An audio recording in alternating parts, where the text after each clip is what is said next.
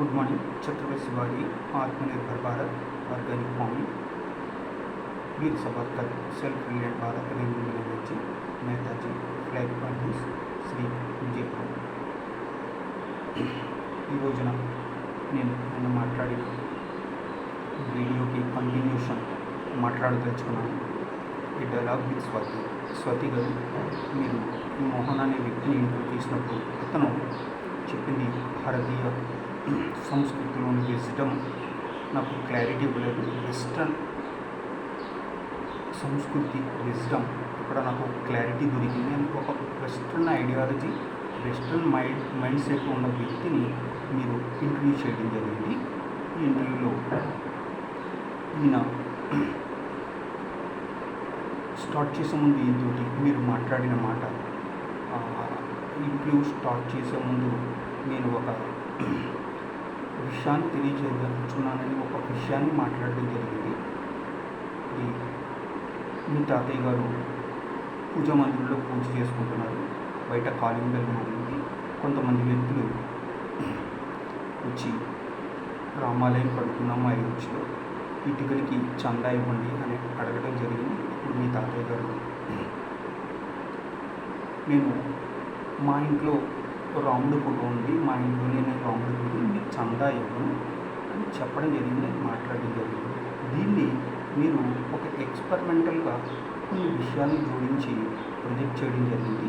ఇక్కడ మీకు చెప్పిన మాట అదే విషయం మా తాతగారు ఈ రోజున మాట్లాడి ఉంటే మా తాతని దేశద్రోహి అనేవారు, హిందూ ద్రోహి అనేవారు అని అక్కడ మీ తాతగారిని చందా అడగడం జరిగింది. చందా అడిగిన తర్వాత మీ తాతగారు ఇవ్వనని చెప్పారు. ఆ తర్వాత వాళ్ళతోటి ఏదైనా వాదన జరిగిందా? ఇలాంటి విషయాలు మీరేం ప్రస్తావించలేదు. కానీ దీనికి మీ యొక్క పైత్యాన్ని జోడించి ఈ సబ్జెక్ట్ని రేట్ చేయడం జరిగింది. అంటే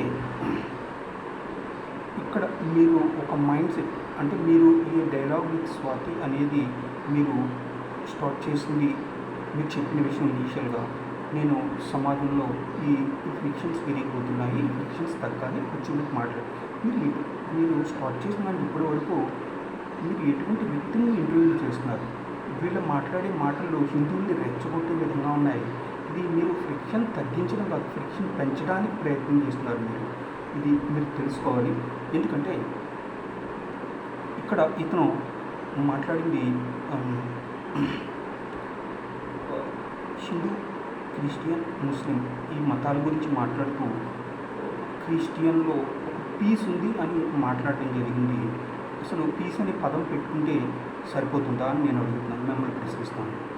అంటే నేను చెప్పబోయేది, అంటే ఈ ప్రపంచంలో ఈ యుద్ధాలు, మొదటి ప్రపంచ యుద్ధము ఎవరి వల్ల మొదలైంది, రెండవ ప్రపంచ యుద్ధం ఎవరి వల్ల మొదలైంది, ఇప్పుడు యూరప్, మిడిల్ ఈస్ట్ వేదికగా జరుగుతున్న యుద్ధానికి కారణం ఎవరు? ఇది మీరు తెలుసుకుని పీస్ అనే మాటకి అర్థం తెలుసుకోవాలని నేను మీకు తెలియజేస్తున్నాను. తర్వాత ఇక్కడ ఒక అమెరికా నుంచి ఒక ఆవిడ రావడం జరిగింది. అంటే నరేంద్ర మోదీ గారి ప్రభుత్వం 3వసారి ప్రమాణ స్వీకారం అయిన తర్వాత ఎన్డీఏ కోసం కోalition గవర్నమెంట్ ఫామ్ చేయడం జరిగింది. ఇదైన తర్వాత కొన్ని నెలల తర్వాత ఒక ఆవిడ అమెరికా నుంచి రావడం జరిగింది ఆంధ్రప్రదేశ్కి. ఇక్కడ మీడియాలో చంద్రబాబు నాయుడు గారిని కలవడం జరిగింది. ఇక్కడ మీడియాలో వచ్చిన వార్తలు, ఇక్కడ అమెరికా నుంచి ఈవిడ రావడం జరిగింది, చంద్రబాబు నాయుడుతో మాట్లాడుతున్నారు, భారతదేశం ప్రభుత్వాన్ని చంద్రబాబు నాయుడు గారి మద్దతుని ఉపసంహరించుకోవాలని ఆవిడ ఒక ప్లాన్ ఆఫ్ యాక్షన్తో వచ్చారు. దీనికి తెలుగుదేశం ఎంపీలందరినీ కొనివేయడానికి క్రైస్తవ మిషనరీలు దీనికి ఫండింగ్ చేయబోతున్నాయి అని ఒక న్యూస్ రావడం జరిగింది. అంటే మీరు ఎలక్ట్ అయిన తర్వాత మీరు మాట్లాడింది ఇది డెమోక్రసీలో విజయ్కే మీరు సీఎం పదవికి కాల్ చేయాలి, ప్రభుత్వాన్ని ఏర్పాటు చేయడానికి కాల్ చేయాలని మాట్లాడడం జరిగింది. డెమోక్రసీ గురించి మాట్లాడారు. అసలు పార్లమెంట్లో ఒక డెమోక్రటిక్గా ఒక కూటమి ప్రభుత్వం ఏర్పడింది. ఈ ప్రభుత్వాన్ని పడగొట్టడానికి ఈ క్రైస్తవ మిషనరీలు ఎందుకు ప్రయత్నం చేస్తున్నారు ఈ విషయాన్ని తెలుసుకోవాలి. అంటే ఇక్కడ మెజారిటీ లేదు, ప్రభుత్వం మద్దతు ఇవ్వడానికి ఇక్కడ విజయ్కి సరి అయిన పత్రాలు లేవు, వాళ్ళ సపోర్టర్స్ ఎవరైతే ఉన్నారో ఇవి లేకుండా మీరు ఆయన్ని ప్రభుత్వం ఏర్పాటుకి పిలవట్లేదని మీరు మీడియాలో రకరకాల వార్తలు రాయడం జరుగుతుంది, మాట్లాడడం జరుగుతుంది. అసలు కూటమి ప్రభుత్వం పార్లమెంట్లో మెజారిటీ నిరూపించుకోవడం జరిగింది. ఈ మెజారిటీ నిరూపించుకున్న ఈ ప్రభుత్వాన్ని పడగొట్టడానికి క్రైస్తవ మిషనరీలు కుట్రలు చేస్తున్నాయని ఇక్కడ న్యూస్ బయటికి రావడం జరిగింది.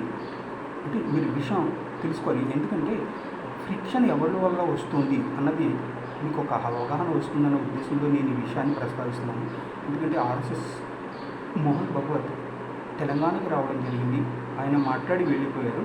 ఇప్పుడు ఆయన వెళ్ళిన తర్వాత ఒక చర్చ్ ఫాదర్ బయటకు వచ్చి